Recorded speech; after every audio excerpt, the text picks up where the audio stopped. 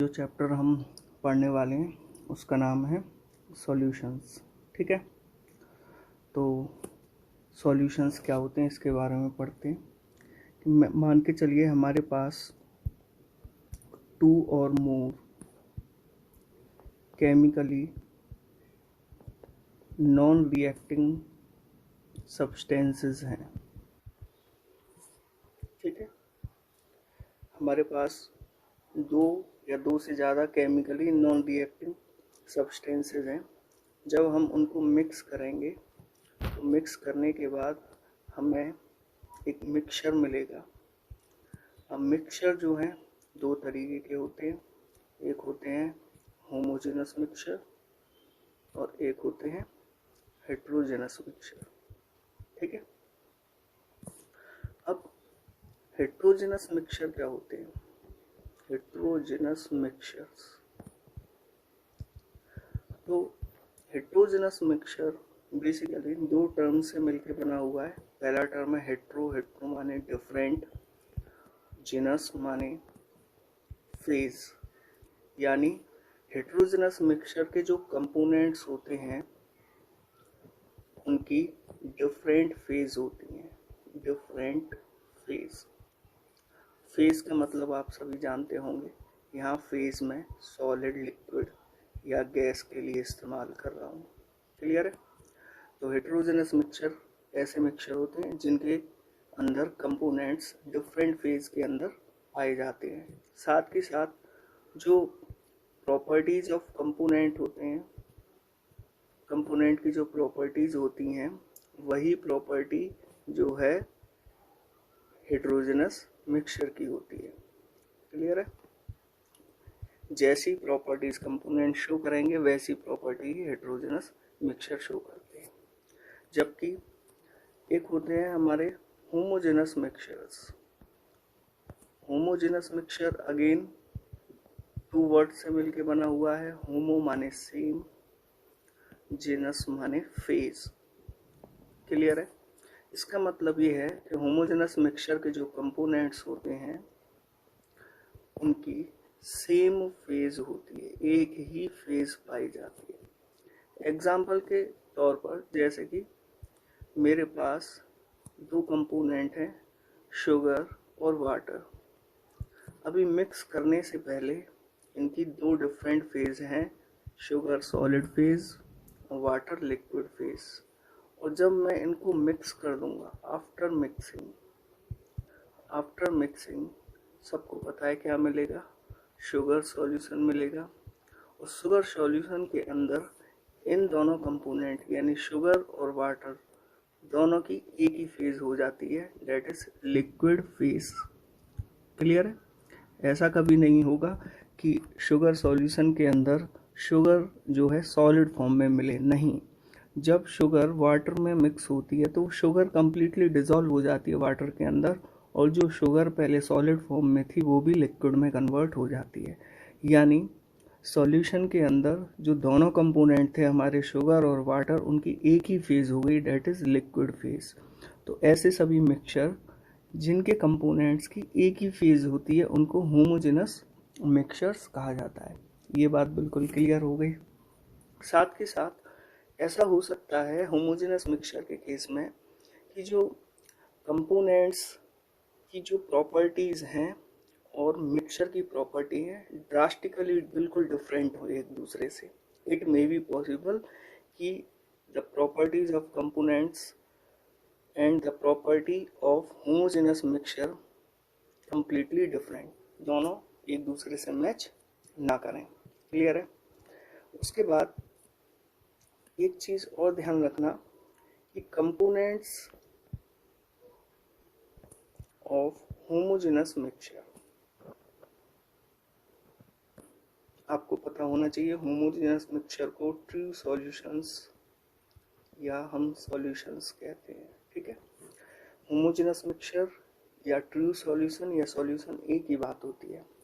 तो components of homogeneous mixture को can not be separated by, हम सेपरेट नहीं कर सकते, can not be separated by filtration, settling और सेंट्रीफ्यूगेशन। ठीक है, ये 3 अलग अलग मेथड हैं सेपरेशन के। फिल्ट्रेशन के अंदर हम फिल्टर पेपर की हेल्प से जो है कंपोनेंट्स को सेपरेट करते हैं। सेटलिंग के अंदर क्या करते हैं कि हम सॉल्यूशन को बीकर के अंदर कुछ देर के लिए बिना हिलाए रखेंगे और हम देखेंगे कि क्या सॉल्यूशन के पार्टिकल्स बीकर के नीचे बैठ गए हैं। क्लियर। और सेंट्रीफ्यूगेशन मेथड के अंदर हम क्या करते हैं कि सॉल्यूशन को जो है 1000 RPM पर जो है 1000 रिवॉल्यूशन पर मिनट पर घुमाते हैं और ये देखते हैं कि क्या सॉल्यूशन के पार्टिकल जो हैं सेपरेट हो चुके हैं सॉल्यूशन में से। तो मैं आपको बता रहा था कि होमोजेनस मिक्सचर के जो कंपोनेंट्स हैं उनको इन तीनों मेथड्स से सेपरेट नहीं किया जा सकता, ना तो फिल्ट्रेशन से, ना सेटलिंग से, ना ही सेंट्रीफ्यूगेशन से। आगे बात समझ में। एक चीज़ और ये है कि कंपोनेंट्स ऑफ होमोजेनस मिक्सचर जो हैं वो बेसिकली 2 तरीके के कंपोनेंट होते हैं, एक होते हैं सॉल्यूट और एक होते हैं सॉल्वेंट। ठीक है, इसके बारे में अभी थोड़ी देर में पढ़ते हैं। अब देखिए, एक होते हैं बाइनरी सॉल्यूशन। बाइनरी सॉल्यूशन ऐसे सॉल्यूशंस को कहते हैं जिनके अंदर केवल 2 कंपोनेंट्स होते हैं। ठीक है, जिनको जनरली हम कह देते हैं सॉल्यूट और सॉल्वेंट। ठीक है, इजी लैंग्वेज में हम ये कह देते हैं कि ज़्यादातर in most of the cases solute का अमाउंट सॉल्वेंट के कंपैरिजन में कम होता है। क्लियर है। और सॉल्यूट को जब हम सॉल्वेंट में मिक्स कर देते हैं तो हमें जो है बाइनरी सॉल्यूशन मिल जाता है। क्लियर है। लेकिन मोर एप्रोप्रिएट जो फॉर्म है वो ये है कि phase of solvent is always equal two phase of solution. Clear है। जो सॉल्वेंट की फेज होती है वही फेज सॉल्यूशन की होगी। अगर मान के चलो सॉल्वेंट लिक्विड है तो निश्चित ही सॉल्यूशन भी लिक्विड ही बनेगा। सॉल्वेंट अगर सॉलिड है तो सॉल्यूशन भी सॉलिड बनेगा, और अगर सॉल्वेंट गैस है तो सॉल्यूशन निश्चित ही गैसियस फॉर्म में होता है।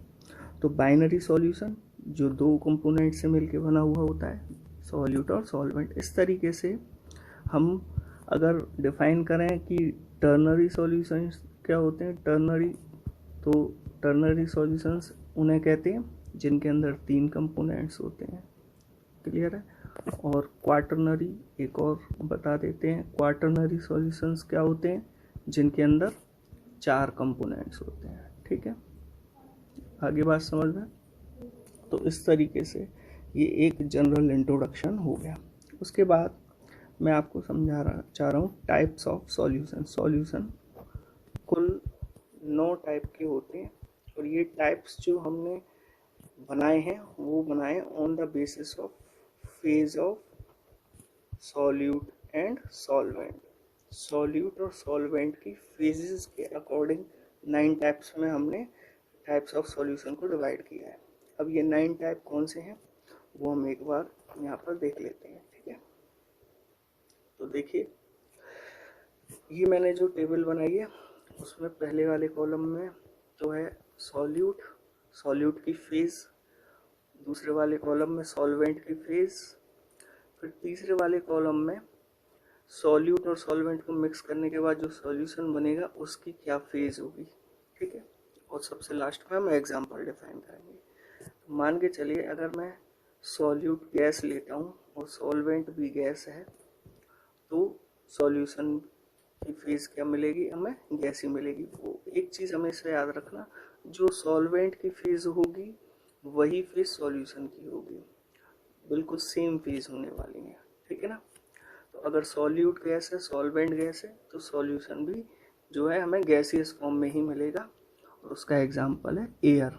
ठीक है, एयर कैसे है आपको पता है। एयर के 2 मेन कंपोनेंट N2 और O2, और इन दोनों में भी N2 क्योंकि ज़्यादा परसेंटेज में पाया जाता है एयर के अंदर, इसलिए N2 को हम सॉल्वेंट मान सकते हैं। क्लियर है, और O2 को सॉल्यूट मान सकते हैं। और अब आप यहाँ देखिए कि सॉल्वेंट और सॉल्यूट दोनों हमारे गैसियस फॉर्म में हैं, ठीक है, इसलिए ये गैसियस सॉल्यूशन का एग्जाम्पल है। Air is a gaseous solution, ठीक है। दूसरे वाले केस में हम सॉल्यूट लिक्विड लेते हैं और सॉल्वेंट गैस लेते हैं, तो सॉल्यूशन निश्चित ही हमारा गैस ही बनेगा, और उसका एग्जाम्पल है ह्यूमिडिटी। ह्यूमिडिटी का मतलब आप समझ पा रहे होंगे, एयर के अंदर वाटर वेपर्स, ठीक है। तो एयर यहाँ पर क्या हो गया, हमारा सॉल्वेंट हो गया जो कि गैसियस फेज है, और वाटर वेपर्स हमारी क्या हो गई, लिक्विड जो कि सॉल्यूट है। क्लियर है। उसके बाद जो तीसरा जो हमारा एग्जाम्पल है वो है, उसके अंदर सॉल्यूट को हमने सॉलिड लिया है, सॉल्वेंट को हमने गैस लिया है, तो निश्चित ही जो सॉल्वेंट की फेज होती है वही सॉल्यूशन की फेज होती है, तो सॉल्यूशन भी हमारा गैसियस बनेगा। उसका एग्जाम्पल हो गया स्मोक। स्मोक के अंदर सबको पता है कि कार्बन पार्टिकल्स प्रेजेंट होते हैं एयर के अंदर, तो कार्बन पार्टिकल्स तो सॉलिड हो गए, डेट इज सॉल्यूट, और एयर हो गए हमारी गैस, ठीक है। चौथा टाइप जो है वो है हमारा जिसमें सॉल्यूट हमने गैस लिया है और सॉल्वेंट को हमने लिक्विड लिया है। क्लियर है। इसका एग्जाम्पल है हमारा एरेटेड ड्रिंक्स, यानी आप कोल्ड ड्रिंक समझ सकते हो। कोल्ड ड्रिंक्स, कोल्ड ड्रिंक्स के अंदर आप जानते हो कि CO2 गैस प्रेजेंट होती है इन वाटर, ठीक है। तो CO2 हमारा सॉल्यूट हो गया, डेट इज गैस, और सॉल्वेंट हो गया हमारा water, that is liquid. Clear है। फिर फिफ्थ टाइप है जिसमें सॉल्यूट और सॉल्वेंट दोनों लिक्विड फॉर्म में है। इसका example ethanol in water, ethanol और वाटर दोनों लिक्विड फॉर्म में होते हैं। फिर सॉलिड इन लिक्विड, ठीक है, उसका एग्जांपल हो गया शुगर सॉल्यूशन, सबको पता है शुगर इन वाटर, ठीक है। उसके बाद सातवां टाइप है gas in solid, example adsorption of H2 over निकल, यानी निकल की सरफेस पर H2 मॉलिक्यूल्स का एडजॉर्प्शन, ठीक है, एडजॉर्प्शन, ठीक है। निकल की सरफेस पर, निकल हमारा सॉलिड है और उसकी सरफेस पर हाइड्रोजन गैस का एडजॉर्प्शन इसका एग्जांपल है। फिर है लिक्विड इन सॉलिड का example mercury in gold, mercury liquid है, गोल्ड क्या है, सॉलिड। और सॉलिड इन सॉलिड का एग्जांपल हो गए हमारे जितने भी एलॉयज हैं, जैसे कि ब्रास जिसके अंदर जिंक और कॉपर प्रेजेंट होता है, और दोनों ही सॉलिड फॉर्म के अंदर होते हैं। क्लियर है।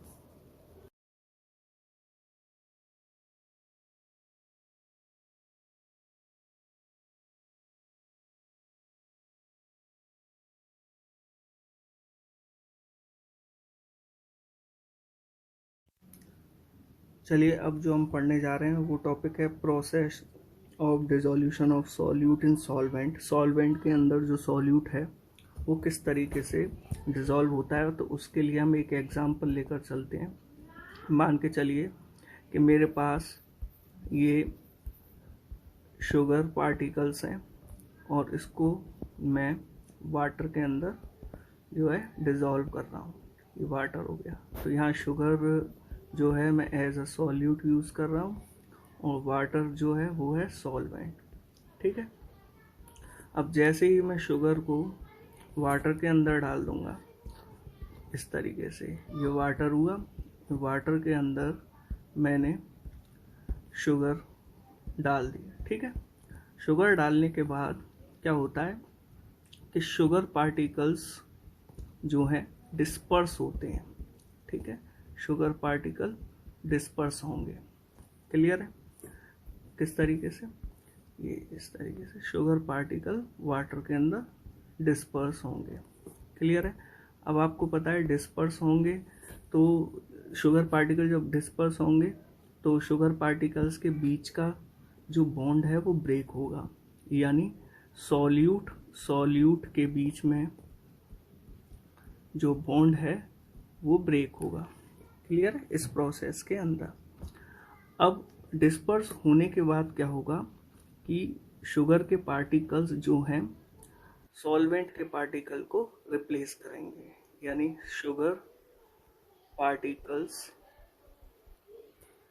Displace solvent particles.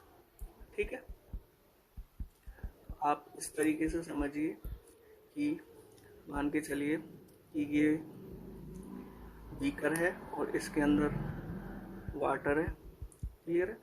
तो ये दो वाटर मॉलिक्यूल्स हैं, ठीक है, और दो वाटर मॉलिक्यूल्स के बीच में सभी को पता है डायपोल डायपोल फोर्स होता है। और इसके अंदर अब हमारे शुगर के पार्टिकल्स, ये शुगर के पार्टिकल्स डिस्पर्स हो चुके हैं। अब ये शुगर के पार्टिकल्स क्या करेंगे कि ये जो सॉल्वेंट का पार्टिकल है उसको डिस्प्लेस करेगा, और डिस्प्लेस करने के बाद ये वाली कंडीशन आ जाएगी कुछ इस तरीके से, क्लियर है। यानी जैसे ही शुगर के पार्टिकल्स जो हैं वाटर के पार्टिकल्स को डिस्प्लेस करेंगे तो वाटर वाटर के बीच का बॉन्ड एसोसिएशन होगा, ठीक है। तो इसका मतलब वाटर वाटर के बीच का बॉन्ड एसोसिएट होने का मतलब सॉल्वेंट और सॉल्वेंट के बीच में जो बॉन्ड है वो ब्रेक होगा, क्लियर है। और जब शुगर के पार्टिकल्स वाटर के पार्टिकल को डिस्प्लेस कर देंगे तो यहाँ आप देख पा रहे हो कि शुगर के पार्टिकल और वाटर के पार्टिकल के बीच में बॉन्ड फॉर्मेशन हो गया, क्लियर है। तो ये मैं कह सकता हूँ कि सॉल्यूट और सॉल्वेंट के बीच में जो है बॉन्ड फॉर्मेशन हो जाता है। तो तीन काम हो रहे हैं। पहला काम क्या हो रहा है कि जब शुगर पार्टिकल डिस्पर्स हो रहे हैं तो सॉल्यूट और सॉल्यूट के बीच का बॉन्ड ब्रेक होता है। तो ये एक एंडोथर्मिक प्रोसेस होगी। सबको पता है बॉन्ड ब्रेक करने के लिए हीट की रिक्वायरमेंट होती है, तो ये एक एंडोथर्मिक प्रोसेस हुई। और इसमें जो एंथैल्पी चेंज हुआ वो हमने मान लिया डेल्टा H1, ठीक है। दूसरा काम क्या हुआ कि जब शुगर के पार्टिकल वाटर के पार्टिकल को डिस्प्लेस करेंगे तो वाटर वाटर के बीच का बॉन्ड जो है वो डिसोसिएट होगा, यानी सॉल्वेंट सॉल्वेंट के बीच का बॉन्ड डिसोसिएट होगा। तो यहाँ भी ये प्रोसेस क्या हो गई आपकी एंडोथर्मिक हो गई। और यहाँ पर जो एंथैल्पी चेंज हुआ उसको मैंने डेल्टा H2 कंसीडर कर लिया। तीसरा काम क्या हो रहा है कि सॉल्यूट और सॉल्वेंट के बीच में एक न्यू बॉन्ड फॉर्मेशन हो रहा है, क्लियर है। अब ये न्यू बॉन्ड फॉर्मेशन जो हो रहा है वो एंडोथर्मिक भी हो सकती है प्रोसेस और एक्सोथर्मिक भी हो सकती है। कुल मिला के जो एंथैल्पी चेंज है वो मैंने मान लिया डेल्टा S3, क्लियर है।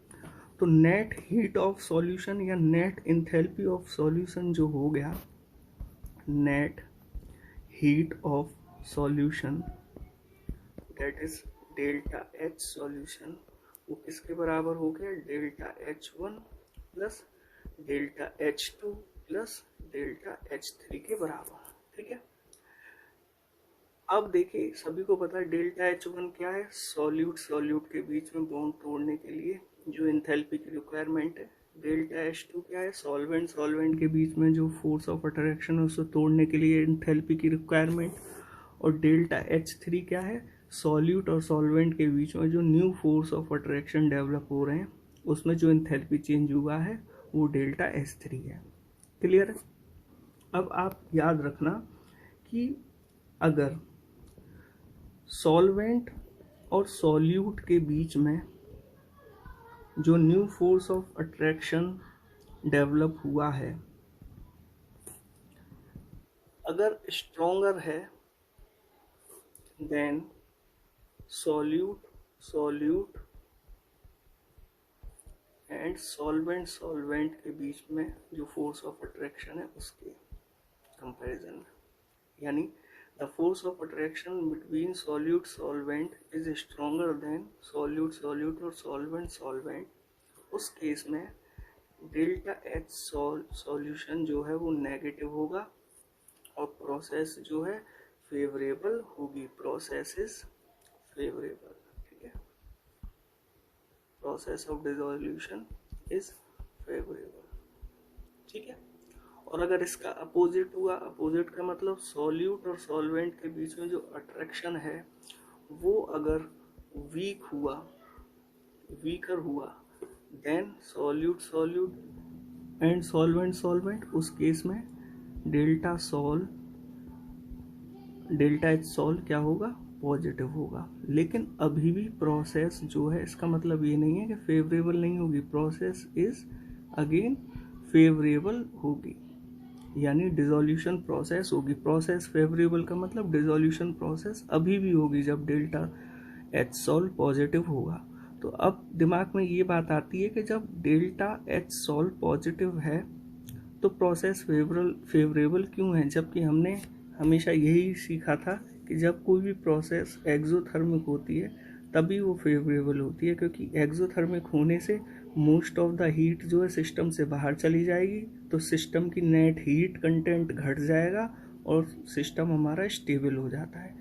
लेकिन इस केस में डेल्टा एच सॉल पॉजिटिव है, पॉजिटिव होने का मतलब सिस्टम ने हीट एब्जॉर्ब करी, तो सिस्टम की नेट हीट कंटेंट इंक्रीज हो गया, तो हमारा सिस्टम डिस्टेबलाइज होना चाहिए, यानी डिसोल्यूशन प्रोसेस जो है अनफेवरेबल होनी चाहिए। लेकिन अभी भी प्रोसेस फेवरेबल क्यों है, तो वो मैं आपको बताता हूँ कि देखिए, जो डिसोल्यूशन प्रोसेस है वो केवल वो केवल डेल्टा एच पर ही डिपेंड नहीं करती, वो एक चीज पर और डिपेंड करती है जिसको हम कहते हैं डेल्टा एस। क्लियर है? जो डिसोल्यूशन प्रोसेस होती है वो सिर्फ डेल्टा एच पर डिपेंड नहीं करती, एक और फैक्टर है डेल्टा एस जिसको एंट्रोपी चेंज कहते हैं, उस पर भी डिपेंड करती है। आगे बात समझ में? एंट्रोपी चेंज क्या है?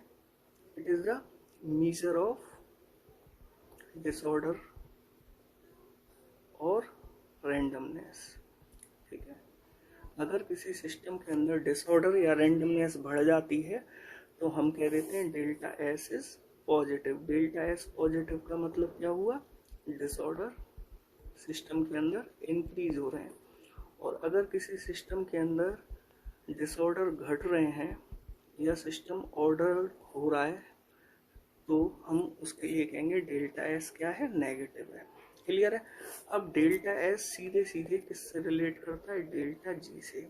डेल्टा जी आप जानते हो, gives free energy change, gives free energy change से रिलेट करता है। अब डेल्टा जी और डेल्टा एस आपस में कैसे रिलेट करते हैं? आपको पता है delta G is equal to delta H minus T delta S. अब आप हमेशा ध्यान रखना कि डिसोल्यूशन जो प्रोसेस होती है, डिसोल्यूशन प्रोसेस के अंदर डेल्टा एस हमेशा पॉजिटिव होता है। डेल्टा एस पॉजिटिव का मतलब डिसऑर्डर बढ़ते हैं। ठीक है, क्यों डिसऑर्डर बढ़ते हैं डिसोल्यूशन प्रोसेस में? आप खुद ही समझिए कि मेरे पास ये शुगर के पार्टिकल्स हैं और ये यहाँ पर वाटर के पार्टिकल्स हैं, और जब दोनों को मिक्स कर दूंगा, मिक्स करने के बाद ठीक है, सॉल्यूशन के अंदर क्या होगा कि वाटर और शुगर के पार्टिकल एक साथ आ जाएंगे। क्लियर है? यानी पहले मेरे पास एक सिस्टम था जिसके अंदर प्योरली केवल शुगर पार्टिकल्स थे, मेरे पास दूसरा सिस्टम था जिसके अंदर प्योरली केवल वाटर के पार्टिकल्स थे, लेकिन मिक्स करने के बाद मेरा जो तीसरा सिस्टम ऐसा बना जिसके अंदर वाटर और शुगर दोनों एक दूसरे में क्या हो गए? मिक्स हो गए। तो तीसरे वाले जो सिस्टम के अंदर जो है डिसऑर्डर क्या हो गया? इंक्रीज हो गया, जबकि पहले डिसऑर्डर नहीं था, क्योंकि पहले सिस्टम वन के अंदर केवल शुगर के पार्टिकल्स थे, दूसरे में केवल वाटर के पार्टिकल्स थे, कोई डिसऑर्डर नहीं था। लेकिन मिक्स करने के बाद जो हमारा तीसरा जो सिस्टम बना उसके अंदर वाटर और शुगर आपस में मिक्स हो गए, तो डिसऑर्डर बढ़ गया। डिसऑर्डर बढ़ने से डेल्टा एस की वैल्यू क्या हो गई? पॉजिटिव। इसलिए कहते हैं डिसोल्यूशन प्रोसेस हमेशा जो है डिसऑर्डर को बढ़ा रही है, यानी डेल्टा एस पॉजिटिव हो गया। तो अब हम वापस से अपनी इस इक्वेशन पे चलते हैं, delta G equal to delta H minus T delta S. Clear है? डेल्टा एस हमारा क्या हो गया? पॉजिटिव हो गया, या मैं कह दूं डेल्टा एस हमारा क्या हो गया? इंक्रीज हो गया। डेल्टा एस इंक्रीज होने से हमारा जो टी डेल्टा एस है वो पूरा टर्म इंक्रीज हो गया। टी डेल्टा एस पूरा टर्म इंक्रीज हो जाने से आप खुद ही सोचिए कि सेकंड वाला टर्म जो है बड़ा हो गया पहले वाले टर्म से।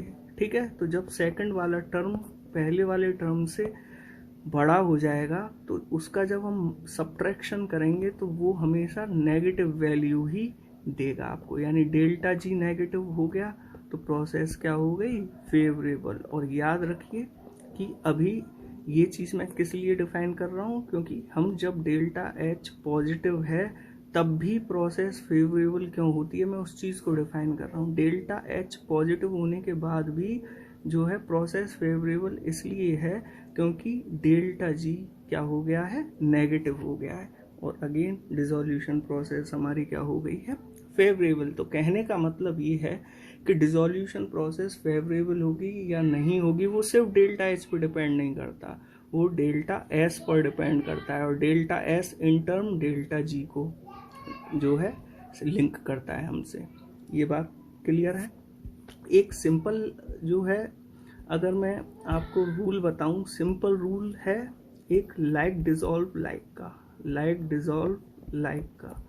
ये जो सिंपल सा प्रिंसिपल है वो ये कहता है कि अगर आपके पास पोलर सॉल्यूट है तो वो पोलर सॉल्वेंट के अंदर ही डिसॉल्व होता है,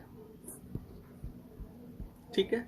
और अगर आपके पास कोई नॉन पोलर सॉल्यूट है तो वो हमेशा नॉन पोलर सॉल्वेंट के अंदर ही जो है डिसॉल्व होता है। जैसे कि पोलर सॉल्यूट हो गया हमारा NaCl, ठीक है, और वो हमेशा पोलर सॉल्वेंट यानी H2O के अंदर ही सॉल्यूबल होता है।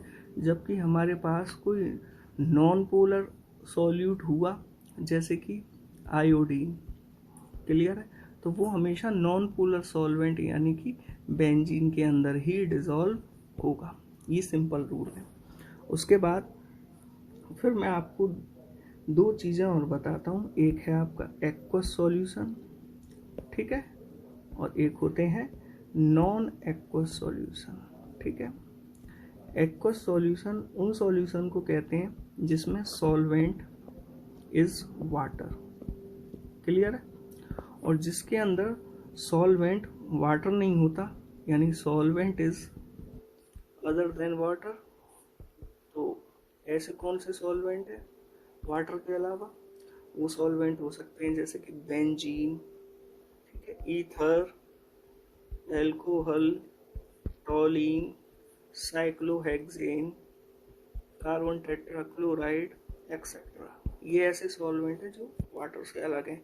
ऐसे सॉल्यूशंस को हम क्या कहते हैं, नॉन एक्वस सॉल्यूशन।